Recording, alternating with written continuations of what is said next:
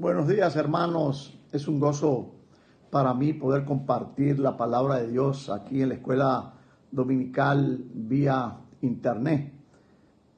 Hemos estado estudiando el libro de Daniel, así que de acuerdo a lo que hemos estado haciendo, vamos a ir a la lección 5, y esta lección 5 sobre uno de las profecías de Daniel, especialmente algo que se le dijo a Daniel que él no experimentó. El capítulo 8 de Daniel habla sobre la visión del carnero y el macho cabrío. Así que vamos a buscar Daniel capítulo 8, vamos a leer algunos versículos de manera que tengamos una idea de dónde estamos en todo esto. Capítulo 8 de Daniel.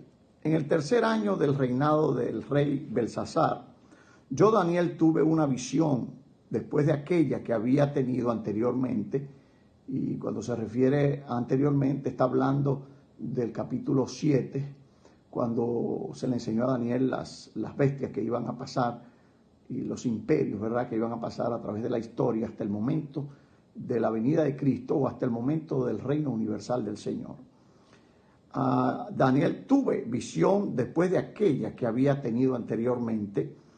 Cuando tuve esa visión, yo estaba en Susa, que es la capital del reino, en la provincia de Elam. Tuve esta visión estando junto al río Ulai. Alcé mis ojos y miré, y he aquí que había delante del río un carnero, el cual tenía 2 cuernos, pero aunque eran altos y uno de ellos más alto que el otro, el más alto se erigió después. Y vi que el carnero golpeaba con sus cuernos al oeste, al norte, al sur, y que ninguna bestia podía prevalecer delante de él, ni había quien escapase de su poder. Él hacía conforme a su voluntad y se engrandecía. Mientras yo estaba considerando esto, he aquí un macho cabrío venía de la parte del oeste sobre la superficie de toda la tierra, pero sin tocar la tierra. Aquel macho cabrío tenía un cuerno muy visible entre sus ojos. Fue hasta el carnero que tenía los 2 cuernos, al cual yo había visto que estaba de pie delante del río, y corrió contra él con la ira de su fuerza. Y vi que llegó al carnero y se enfureció contra él. Lo golpeó y quebró sus 2 cuernos, pues el carnero no tenía fuerza para quedar en pie delante de él. Por tanto, lo derribó a tierra y lo pisoteó. No hubo quien librase al carnero de su poder. Entonces el macho cabrío se engrandeció sobremanera, y estando en su mayor poderío, aquel gran cuerno fue quebrado, y en su lugar crecieron otros 4 cuernos muy visibles hacia los 4 vientos del cielo. Y de uno de ellos salió un cuerno pequeño que creció mucho hacia el sur, hacia el este y hacia la tierra gloriosa. Se engrandeció hasta el ejército del cielo y echó por tierra parte del ejército y de las estrellas y las pisoteó. Se engrandeció contra el jefe del ejército. Por él fue quitado el sacrificio continuo, y el lugar de su santuario fue derribado. Por medio de la rebelión le fue entregado el ejército junto con el sacrificio continuo, y él echó por tierra la verdad, hizo cuanto quiso y fue prosperado. Entonces oí a un santo que hablaba, y otro de los santos preguntó al que hablaba: ¿hasta cuándo será solo visión el sacrificio continuo, y durará la rebelión desoladora, y serán pisoteados a los santos?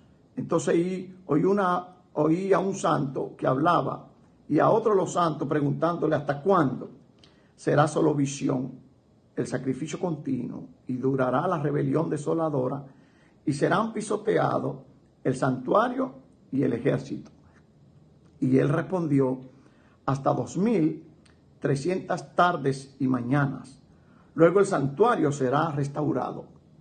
Y sucedió que cuando yo, Daniel, meditando en la visión y procurando entenderla, he aquí que alguien semejante a un hombre se puso de pie delante de mí. Entonces oí una voz de hombre en medio del río Ulai que gritó diciendo: Gabriel, explica a este la visión. Luego vino cerca de donde yo estaba, y cuando llegó me atemoricé y me postré sobre mi rostro, pero él me dijo: comprende, hijo de hombre, porque la visión tiene que ver con el tiempo del fin. Y usted puede leer el capítulo 8, pero de nuevo aparece el término tiempo del fin, lo que quiere decir que estamos hablando de un libro que es fundamental para la iglesia del Señor en estos tiempos finales. Yo estoy convencido de que nosotros estamos probablemente viviendo la generación del rapto. Claro, hay muchas cosas que nosotros tenemos que ver para poder entender lo que el Señor está tratando de enseñarnos en esta lección 5 sobre la visión del carnero y el macho cabrío. Padre, te damos gracias por tu palabra, te damos gracias por tu amor, tu compasión, tu fidelidad. Te pedimos que nos dirijas, Señor, y que nosotros podamos entender el mensaje que tú tienes para tu iglesia en estos tiempos difíciles que vivimos, pero tiempos gloriosos, tiempos que pueden de alguna manera, Señor, representar aquellos días que tú nos dijiste en Mateo 24, Mateo 21, Lucas 21 y en otras porciones, y en el mismo libro de Daniel. Tiempos difíciles donde la iglesia debe estar alerta, vigilando, en el nombre de Jesús. Amén.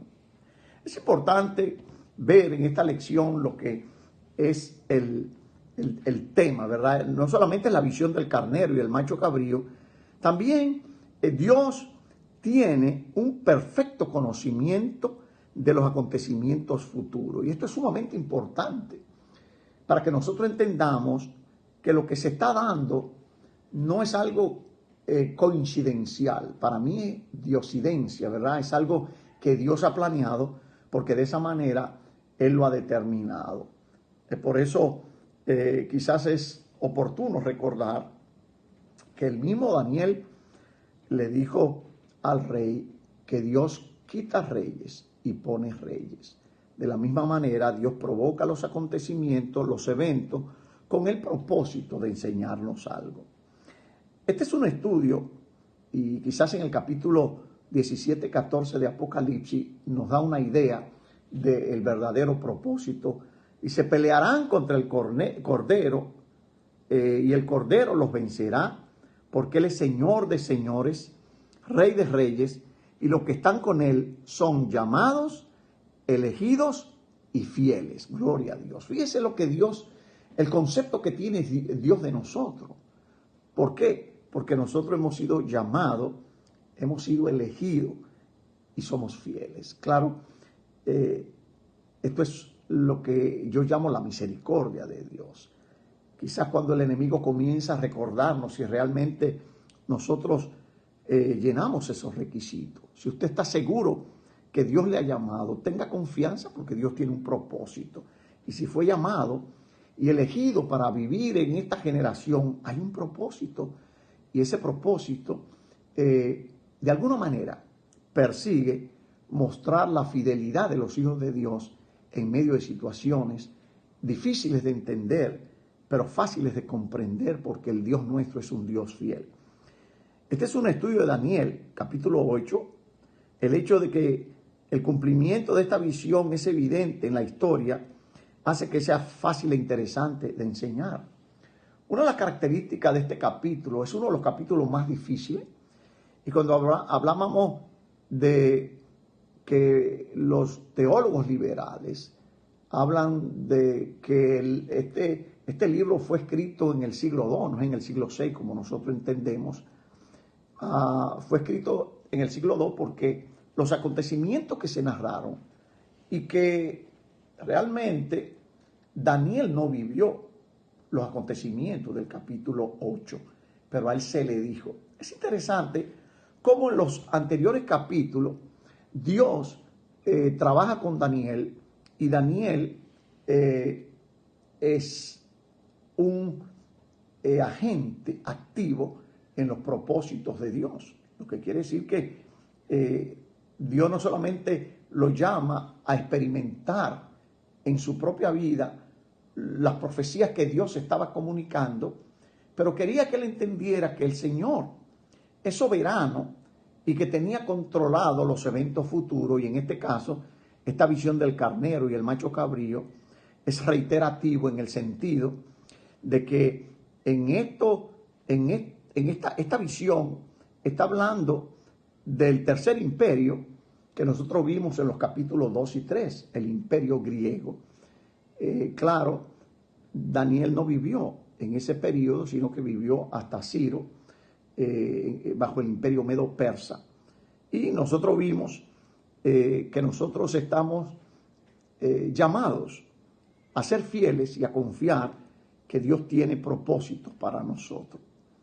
Yo quisiera confesarle que el propósito de esta lección es que nosotros desarrollemos una actitud de adoración ante el Dios que controla los eventos históricos y también mantenernos firmes en la fe, porque el que llama es fiel. Por lo tanto, mantengamos un espíritu de adoración. El propósito no es solamente hablar de historia, no nos interesa solamente hablar de la historia. Estos elementos que aparecen aquí son elementos históricos que no vivió Daniel, pero se vivió en el siglo II. Y aquí aparece lo que se llama el carnero, que no es más que el imperio medo-persa, y el macho cabrío o una cabra, que no es más que el general Alejandro Magno, quien fue el hombre que Dios usó para cumplir su propósito y enseñarnos algo de lo que podría venir en los tiempos de la gran tribulación. Por eso yo soy de lo que creo, y muchos creen, que este capítulo tiene cumplimiento en ciertos aspectos doble. De la misma manera que Mateo 24 tenía cumplimiento doble en el tiempo de los judíos, en el año 70, cuando Tito invade Jerusalén y destruye el templo, haciendo que los judíos hayan estado sin templo desde el año 70 hasta el presente. Sin embargo, el capítulo 8 nos habla de algunos elementos y algunos agentes que Dios va a usar para que nosotros entendamos que lo que se dio en el siglo II puede de alguna manera repetirse en el periodo de la gran tribulación. Por eso hay tres partes que vamos a estar viendo. Uno es la visión de Daniel en Susa, capital del imperio, un carnero, un macho cabrío, otro cuerno, y vamos a ver la característica de ese otro cuerno. Segundo, Dios provee un intérprete a través de uno de sus ángeles, digamos, que trabajan con el Señor, el ángel Gabriel, que tuvo mucho que ver con el nacimiento del Señor Jesús, la anunciación, etc. Es interesante que este ángel, por primera vez se menciona su nombre de un ángel en el Antiguo Testamento, el ángel Gabriel. Otro tiene que ver la interpretación que Gabriel da a Daniel. Así que mucho de nuestro mundo luchan con pasajes difíciles, y este es uno de ellos, especialmente si nosotros no entendemos que Dios está en control absoluto de todas las cosas. No hay nada, absolutamente nada, que se salga del control de nuestro Dios. Por eso mucha gente le resulta difícil entender y comprender o aceptar los eventos futuros. Los que hablan de eventos que se salieron del contexto en que una persona estaba viviendo o no estaba viviendo, los teólogos liberales establecen que Daniel capítulo 8 no puede haber sido escrito en el siglo VI, sino en el siglo II. ¿Por qué? Porque es tan exacto el cumplimiento de los acontecimientos que ellos no pueden entender que un hombre de carne y hueso pueda tener la autoridad divina, porque Daniel no lo hizo de parte suya, sino de parte del Señor. Él predijo en el capítulo 8 acontecimientos históricos que se dieron en el siglo segundo. Y estamos hablando de cerca de 200 años después de todo esto, quizá cerca de 160 años del nacimiento del Señor Jesucristo, en el año tercero antes de Cristo, y eso es otro tema que lo veremos en otros estudios. Este estudio afirma que Dios merece nuestra adoración por lo que Él es.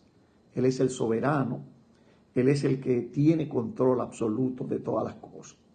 En Daniel capítulo 8, versículo 1 al 8, registra una visión profética que recibió 2 años después de la visión que él recibió en el capítulo 7. Si usted va al capítulo 7, aquí en este capítulo se establece en el versículo 1 que era el tercer año del reinado del rey Belsasar. En el capítulo 7 era el primer año. Entonces, 2 años después, Dios le da a Daniel esta nueva visión. Esta visión agregó detalles a los eventos revelados en la visión anterior, en el capítulo 7, y agrega otros elementos a la visión que tuvo el mismo Nabucodonosor en el capítulo 2. Si nos acordamos,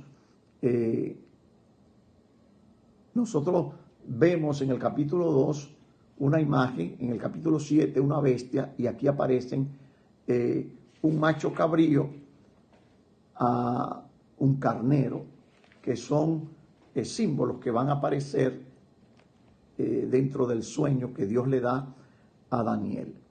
Los detalles son específicos. El canal Ulai era un canal de 900 pies de ancho en la ciudad de Susa, que era la capital del imperio. Estaba a 230 millas del este de Babilonia, en lo que hoy es Irán. O sea, note que los acontecimientos que se están dando tienen lugar en esa región de Irán, Irak, norte de Egipto, la tierra gloriosa que vamos a ver. El imperio babilónico estaba declinando a medida que el imperio medo-persa, representado por un carnero con 2 cuernos, en esta nueva visión se engrandecía. Claro, nosotros vimos lo que significaba el imperio, digamos, griego, que era representado por un oso que se inclinaba más de un lado que de otro, y habíamos dicho que precisamente, el imperio medo-persa, un oso que se inclinaba de un lado más que del otro, dando a entender que uno de esas 2 partes del imperio tenía más fuerza, y en este caso era el imperio persa. Nosotros vamos a ver que precisamente aquí está hablando de que en el periodo en que está disminuyendo el poder babilónico, se está levantando un nuevo imperio que entonces luego tiene que ser de alguna manera traído a todo el proceso histórico para que se enfrente con el imperio griego, que entonces fue simbolizado por un leopardo. En esta oportunidad nosotros vemos 2 animales. Uno representa el imperio medo-persa. Note que tenía 2 cuernos, y dice que uno de los cuernos era más alto que el otro. De la misma manera, estamos hablando de nuevo de que el imperio persa tenía más poder, tenía más fuerza, y entonces el imperio meda entonces era más débil. Esos imperios, ese cuerno más alto, surgió después, después que va llegando el carnero, el carnero, y entonces de esa manera el cuerno mayor, el imperio persa, el cuerno menor, aparecen en los eventos. Los persas bajo Ciro, se convirtieron en el poder dominante en este imperio, disfrutaban del gran éxito en su conquista. Como suele ser el caso, el éxito llevó al orgullo y dejó a este imperio vulnerable de caer. La visión continúa con el carnero atacando a un macho cabrío. Como se describe en la visión, el imperio griego, bajo el liderazgo de Alejandro Magno, conquistó todo el Oriente Próximo y Medio durante una campaña de 3 años. Alejandro, quien comenzó su gobierno en el año 336, era el cuerno notable al que se hace referencia en el versículo 5 del capítulo 8. Mientras yo miraba, estaba considerando esto: es aquí un macho cabrío, venía de la parte del oeste sobre la superficie de toda la tierra, quizá dando a entender con la prisa con que crece el imperio griego, representado por esta cabra, un macho cabrío con un cuerno, y ese cuerno, mire lo que pasa con él. Era un cuerno notable al que se hace referencia en el versículo 5. Bajo el liderazgo de Alejandro, el imperio griego fue tan impetuoso como lo había sido el imperio medo-persa. Sin embargo, llegó el tiempo en que Dios estaba de alguna manera tratando de seguir con los eventos, y aunque Dios usa a Ciro para comenzar la reconstrucción de Jerusalén, el imperio medo-persa tiene que sucumbir porque Dios tenía otro propósito con relación a Alejandro Magno y la conquista de todas esas naciones. Fue un imperio que, como nosotros podemos ver, formó parte del imperio geográfico romano, que es el último imperio que aparece, pero un imperio que tuvo que desaparecer. Su imperio fue dividido, como habíamos visto. ¿Se acuerdan que el leopardo, representando al imperio griego, tenía 4 alas y 4 cabezas?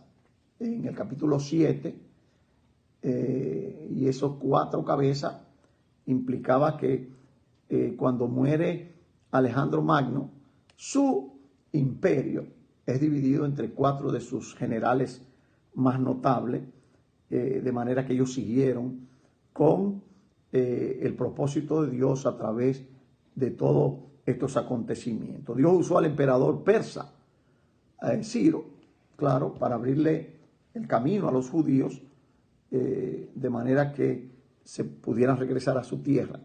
Las conquistas de Alejandro trajeron grandes avances del imperio griego, especialmente el helenismo. El idioma griego llega a ser la lengua franca. De hecho, el hecho de que toda esa región tuviera el griego, una lengua que se escribía y se pronunciaba, permitió que el evangelio avanzara más. El helenismo, con su cultura, había entrado a todas esas naciones trayendo un idioma que fue el que usó la iglesia para llevar el evangelio a las naciones. Es importante recordar que en el periodo de 400 años antes de Cristo se escribe la versión de los 70, la Biblia, el Antiguo Testamento se escribe en griego. Y precisamente se escribe en griego porque el hebreo estaba desapareciendo, luego es fortalecido, y Dios tenía en su propósito fortalecer el hebreo, ya comenzando en la venida del Mesías, pero con el establecimiento de Israel, la nación de Israel, que es establecida como nación nuevamente en el 1948, después de tantos años de andar por tantas naciones. Dios, en cumplimiento a Ezequiel capítulo 32, 33 en adelante, Dios había dicho que Él iba a recoger a todo su pueblo de todas las naciones y los trajo. Y entonces un idioma muerto como el hebreo comienza de nuevo a revivir. ¿Por qué? Porque Dios estaba en control. Dios permitió el avance del imperio griego a través de Alejandro Magno, porque tenía propósito de llevar el evangelio a esas naciones que estaban alrededor de toda Palestina, el Medio y el Lejano Oriente, que tenían influencia a través de la lengua franca de esos tiempos. Es importante entender que los verdaderos creyentes crecen en los tiempos difíciles. Por eso yo pienso que nosotros estamos viviendo un tiempo donde la iglesia tiene que fortalecerse. Ese es el llamado del Señor, a fortalecernos en medio de las tribulaciones. Ese cuerno pequeño que luego vamos a ver fue el cuerno que de uno de los generales persiguió al pueblo judío y decidió erradicar la fe, prohibiendo que se guardara el sábado, prohibiendo los sacrificios en el templo, etc. Por eso es importante que entendamos, Dios tenía su mano sobre la historia y la visión de Daniel proporciona un resumen de cómo se desarrollaría. Bueno, es un privilegio que nosotros tenemos. No vivimos en este tiempo, pero hemos visto el cumplimiento histórico de ese periodo que le fue revelado a Daniel muchos años antes de que sucediera. ¿Por qué? Porque nuestro Dios es el Dios de la historia, porque es el que controla. Algunas preguntas interesantes que usted puede hacerse en lo que estamos pensando en esto.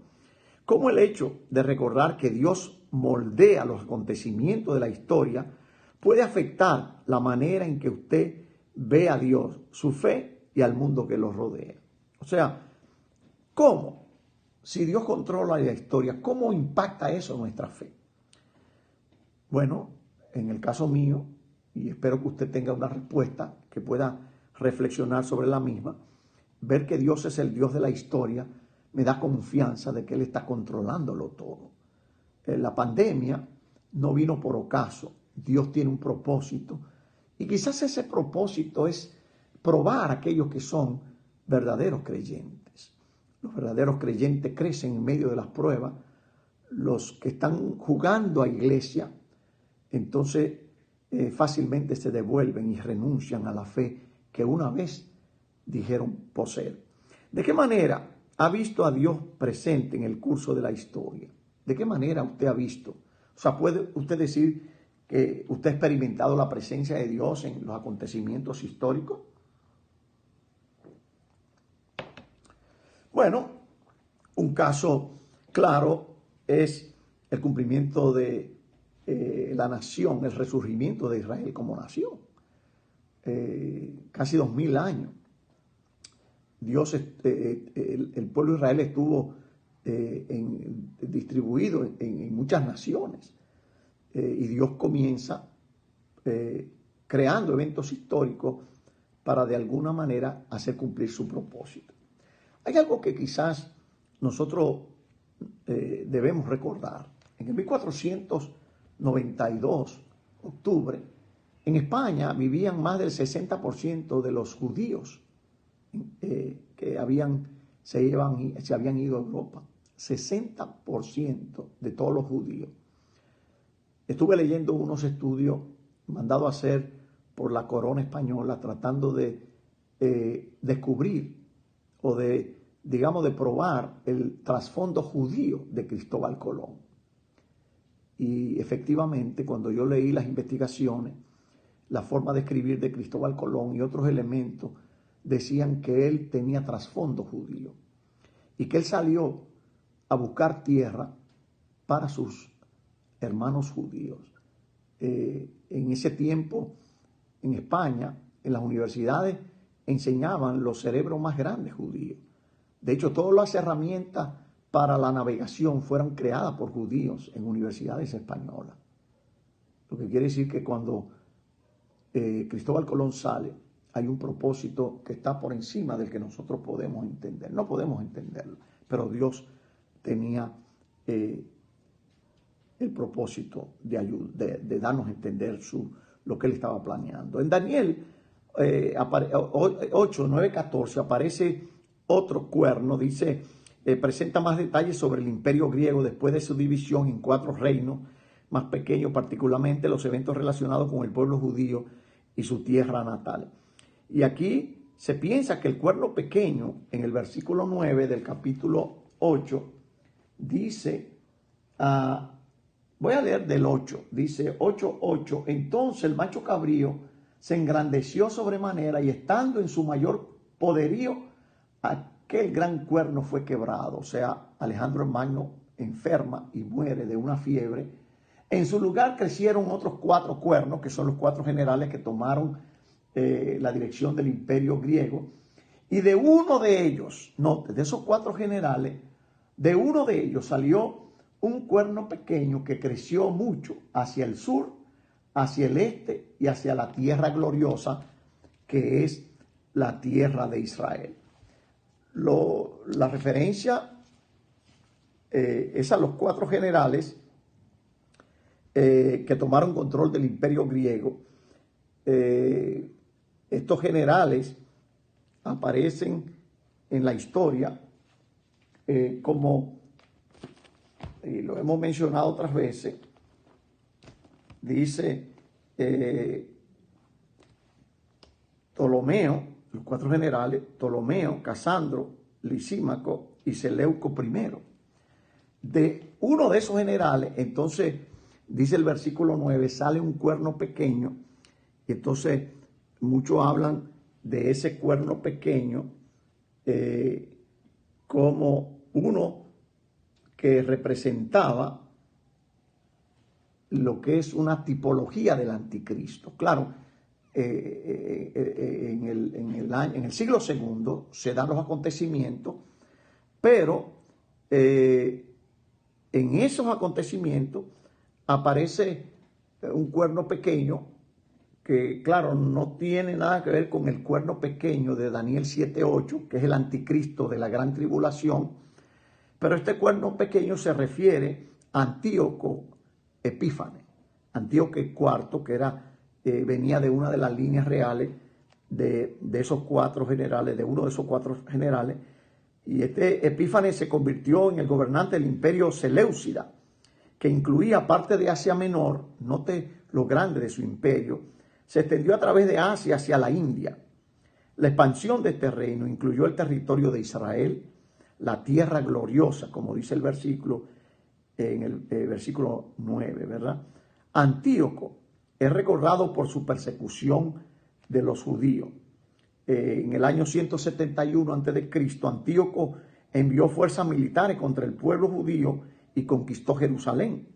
Debido a que deseaba la unidad religiosa y cultural de su imperio, estableció prácticas de adoración paganas griegas en el templo de Jerusalén. Y por eso, precisamente, este es uno de los tipos del anticristo, porque hace lo que, o hizo lo que va a hacer el anticristo en el tiempo de la gran tribulación. Claro, este hombre Epífanes tenía el templo, y dice la historia que él sacrificó cerdo, trajo mujeres paganas para hacer adoración, y entonces por eso es que nosotros vemos cómo la abominación desoladora de que habló Daniel, mencionada por Jesucristo, tiene un cumplimiento doble, porque se cumplió en el tiempo, en el 171, cuando invade Epífanes, invade a Jerusalén y toma cautivo y coge el templo. Entonces eso hizo que hubieran rebeliones, profanación del templo. El éxito de Antíoco se atribuye a la rebelión de algunos de los judíos que se vendieron en ese tiempo. Habían pasado de seguir a Dios a adoptar prácticas y creencias helenistas, y entonces renunciaron a los valores que habían aprendido. Y eso lo aprendieron quizá a la fuerza de un tipo de anticristo como fue Antíoco Epífanes. Por lo tanto, lo que ocurrió al pueblo judío fue parcialmente el resultado de que algunos se volvieron de los caminos de Dios a los caminos del mundo pagano. Y quizás los tiempos que vivimos van a demandar de nosotros violar nuestros valores. Y van a hacer que nosotros dudemos de si realmente nuestro Dios está en control. ¿Cree usted que Dios controla los eventos? Sí, No, pero si su respuesta es sí, entonces tenga confianza que Él tiene para nosotros cosas mejores que las que nosotros podemos desear. Por lo tanto, debemos seguir confiando porque Él no falla. Nuestro Dios es Dios fiel. Y aunque se levanten Epífanes, Antíoco Epífanes, gente que van a violar los preceptos, van a violar los valores, van a apostatar de la fe, nosotros tenemos que seguir firmes. Porque si no, entonces no hemos creído. La palabra, Pablo le decía, algunos que estaban con nosotros, pero no eran de nosotros. Ojalá que cada uno de nosotros que estamos oyendo esto pueda decir, yo soy, como dice el versículo 14 de Apocalipsis 17, y los que están con Él son llamados, hemos sido llamados por el Señor. Yo no sé quién le llamó a usted, a mí me llamó el Señor, y hemos sido elegidos por el Señor, y Él considera que somos fieles. Claro, el enemigo nos va a decir que fallamos, sí, realmente fallamos, no somos perfectos. De hecho, si nosotros fuéramos perfectos, el Señor no hubiera tenido que morir en la cruz. Por lo tanto, es importante que nosotros tomemos una decisión. Somos creyentes, vamos a servir al Señor en medio de la persecución. Por eso, una de las preguntas interesantes de aplicación es ¿cómo definiría usted hoy el término mundanalidad? ¿Qué quiere decir ser mundano? Cuando usted ve a una persona, ¿cómo usted sabe que un creyente es mundano? Bueno, Romanos capítulo 12 nos dice, no se conformen al mundo. Un mundano es alguien que toma la forma del mundo. ¿Y cuál es la forma del mundo? Es simplemente seguir los patrones del mundo, la mentira, el adulterio, la fornicación, el robo, el engaño. Eso es parte de los patrones del mundo. Ahora, porque en Daniel 8, en los versículos 15 y 16, Dios provee un intérprete. Y ese intérprete enviado es el ángel Gabriel. Daniel luchó mucho por comprender la visión. Él hasta se enfermó porque no entendía lo que estaba viendo. Y él quería saber. Y entonces dice que entre las riberas del río Ulai, por donde él estaba, alguien identificó a una persona como el ángel Gabriel. La voz le indicó a Gabriel que explicara a Daniel el significado de la visión. Yo no sé si usted ha pensado en ese versículo, ¿quién puede darle orden a un ángel? Interesante, porque ahí específicamente dice que sucedió que estando yo, Daniel, meditando en la visión y procurando entenderla, he aquí que alguien semejante a un hombre se puso de pie delante de mí. Lo que quiere decir que quizás ese semejante a un hombre era el mismo Señor Jesucristo, el Hijo del Hombre, es un término que se ha visto de muchas maneras en estos tiempos, en estas porciones bíblicas que Daniel está tratando de enseñarnos. Por lo tanto, podemos ver en el Nuevo Testamento el papel que tuvo Gabriel en la anunciación, el nacimiento de Jesús. Por lo tanto, Dios está en control absoluto y cuando Él quiera revelarle algo, Él sabe de qué manera Él lo va a hacer.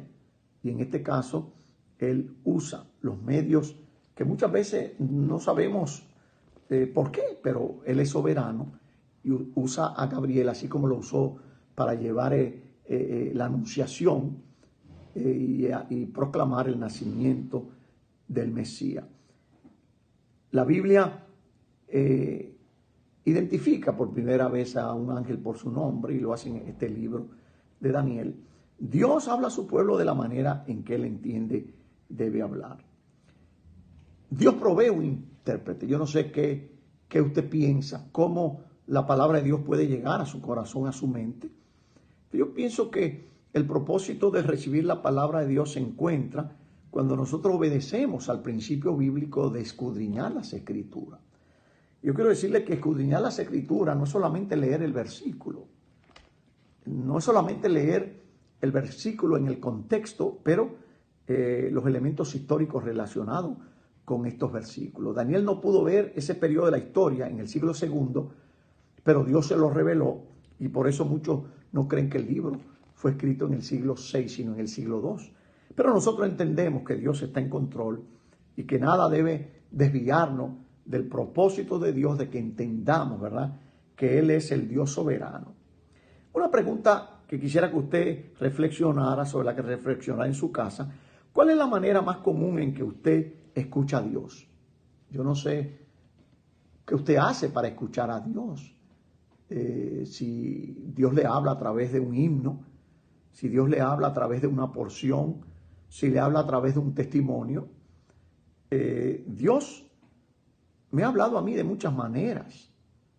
Cuando yo conocí al Señor, lo conocí a través de un sueño.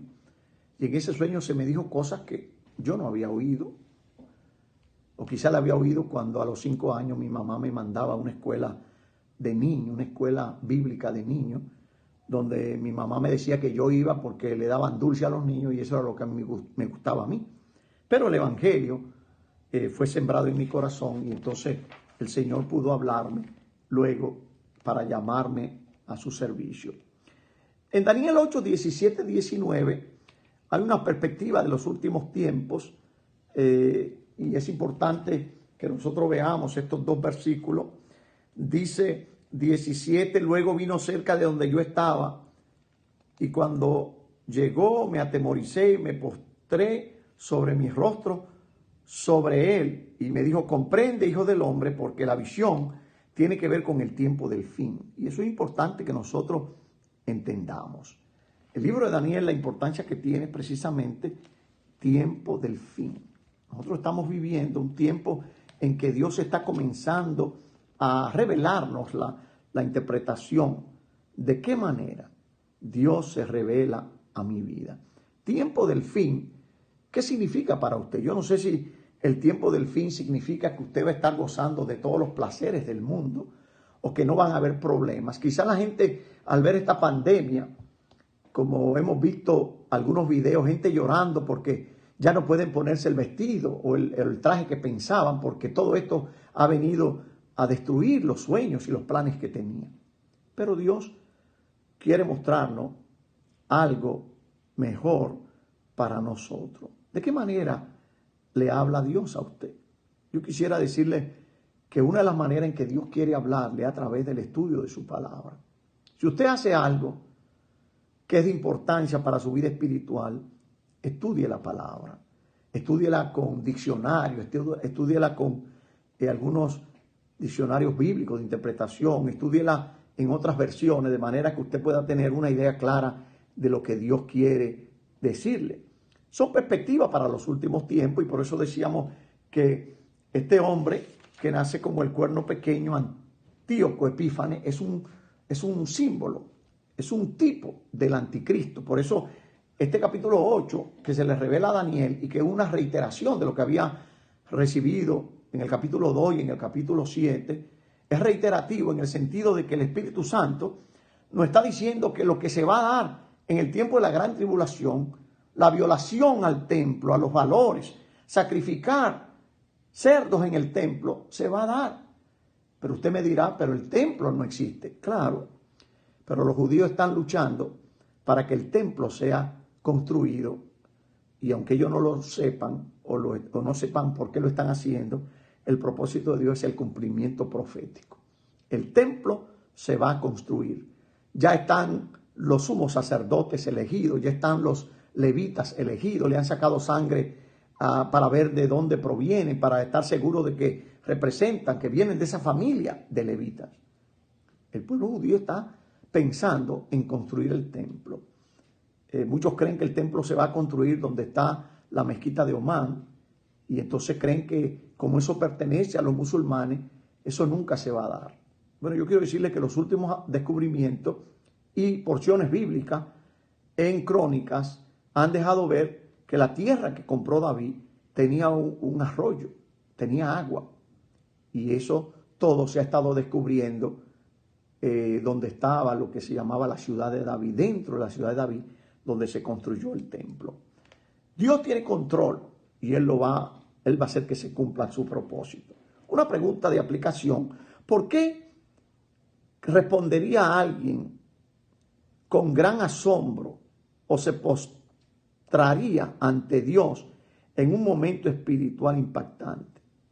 ¿Por qué respondería a alguien con gran asombro o se postraría ante Dios en un momento espiritual impactante? Yo creo que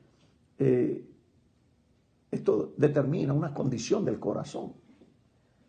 Estamos viviendo tiempos espirituales impactantes. Si usted espera otras cosas difíciles, yo quiero decirle que usted está en lo cierto. La palabra de Dios dice que los días irán de mal en peor. No es algo de pesimista, es algo profético. Es lo que la palabra nos trata de enseñar.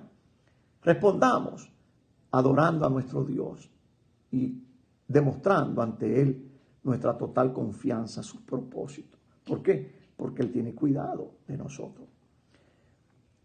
La tercera interpretación, Gabriel, el surgimiento de reinos. En Daniel 8, 20 al 26, el ángel Gabriel procedió a proporcionar a Daniel una interpretación de la preocupante visión que Daniel recibió. Al profeta se le dijo que el carnero con 2 cuernos representaba el imperio persa que derrocaría al imperio babilónico actualmente en el poder.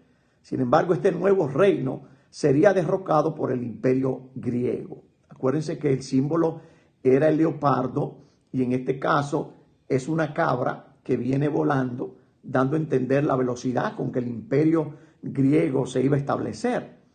Es interesante que hay 3 batallas que peleó Alejandro Magno, que son batallas que hoy son analizadas en universidades, especialmente universidades militares, cómo Alejandro Magno con un ejército de 40.000 pudo destruir un imperio de 400.000 soldados.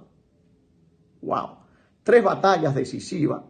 La batalla de Gramico en el año 334, la batalla de Iso en el año 333 y la batalla de Gangamel en el año 331. Batallas que humanamente era imposible que Alejandro conquistara, pero Dios tenía un propósito.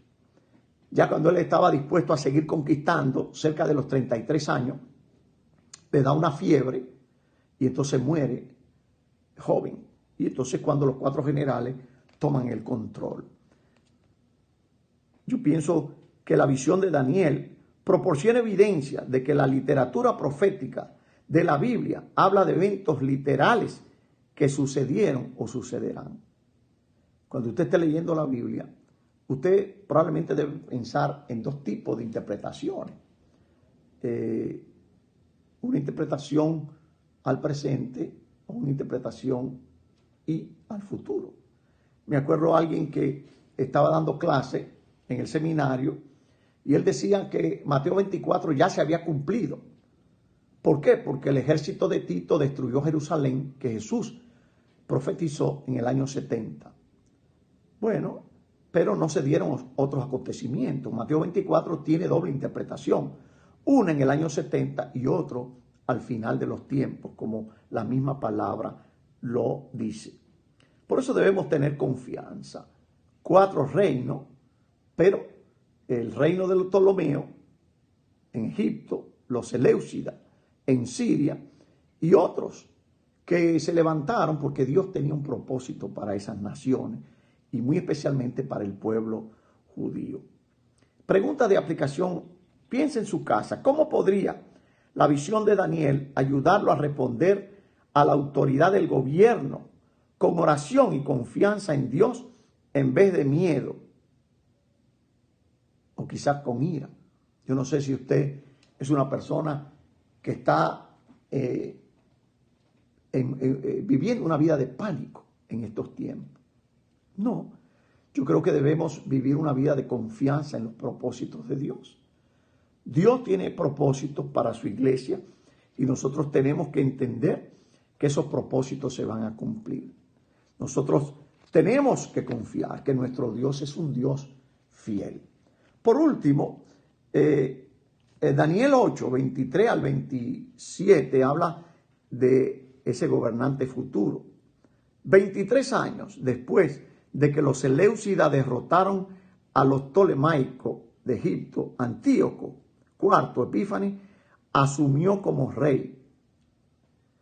Como se señaló, los seleucidas intentaron llevar a todas las personas bajo su gobierno a adoptar la cultura y la religión griega. Este objetivo fue promulgado por la fuerza bajo Antíoco IV. Convenció a muchos judíos que adoptaron costumbres griegas malvadas y paganas y se apartaron de los caminos de Dios. Antíoco causó muchos problemas al pueblo judío. La historia nos dice que él promulgó el culto griego a los ídolos paganos en el templo.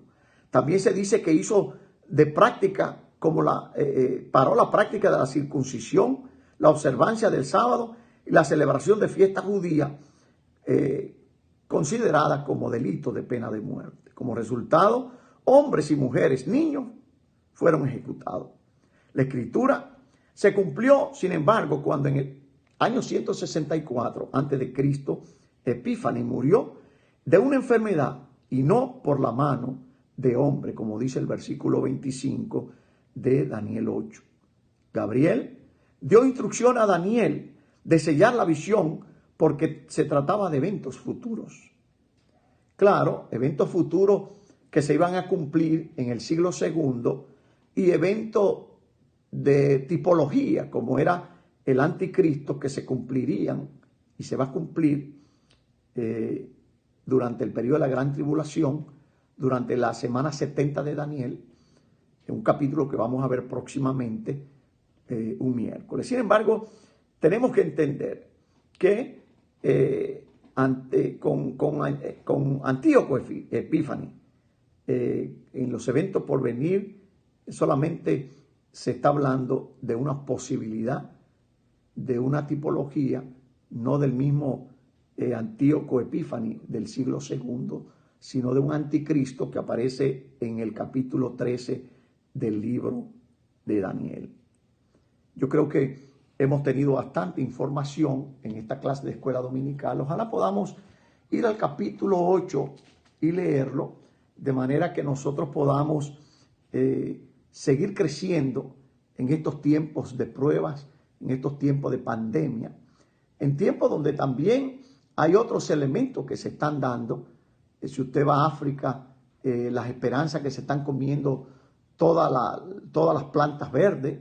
Si usted visita YouTube, usted se va a dar cuenta de cuántos huracanes y cuántos deslizamientos de tierra se están dando en países árabes. Cuánto granizo está cayendo en el desierto. Lo que quiere decir que nosotros estamos viviendo tiempos proféticos. Ojalá que entendamos esto. Y para dejarlo, una pregunta, algunas preguntas de aplicación. ¿Cómo debe usted responder a la realidad de que hoy en día muchos cristianos por todo el mundo sufren terriblemente por su fe? ¿Cómo responde? Claro, quizás tenemos no sé si el privilegio, pero vivimos todavía en una nación donde no somos perseguidos directamente. Pero usted se ha puesto a pensar la cantidad de cristianos que son degollados, que son quemados, la cantidad de templos en Egipto y en otros países que han sido quemados, y dentro de ellos han muerto 300, 400, 500 cristianos, hermanos y hermanas nuestras. ¿Qué hace usted con la persecución de la iglesia? ¿Cuánto permite usted de sus recursos que sean usados para sostener misioneros en países donde nosotros no estamos yendo, pero podemos cooperar con otros? Ojalá que entendamos esto. ¿Cómo respondería usted a esto? Ore por la iglesia perseguida, de manera que usted pueda ser copartícipe del propósito de Dios de orar por nuestros hermanos. La visión de Daniel mostró al pueblo de Dios enfrentando pruebas debido a su fe. Muchos judíos murieron. Muchos murieron. Más de 40,000 fueron asesinados. Por lo tanto, nosotros debemos saber cómo vamos a enfrentar las persecuciones que podrán venir. La pandemia no es una persecución directa de la nación. Eso no lo provocó la nación. Eso viene de parte de nuestro Dios. ¿Cómo puede usted permanecer firme al enfrentar pruebas por su fe. No sé, yo no sé qué le dicen las personas con relación a esto, y muchos quizá le van a decir, ¿por qué sufren los justos? Si Dios existe, ¿por qué? ¿Por qué está pasando esto? Bueno, la verdad es que Dios está en control absoluto de todo esto. Así que vamos a dar gracias a Dios por este capítulo 8 y lo que Dios le enseñó a Daniel, que hoy viene a ser de bendición para nosotros, porque fueron eventos históricos que prueban que Dios está en control. Oremos. Padre, te damos gracias en esta mañana, te damos gracias por tu amor, tu compasión, tu fidelidad.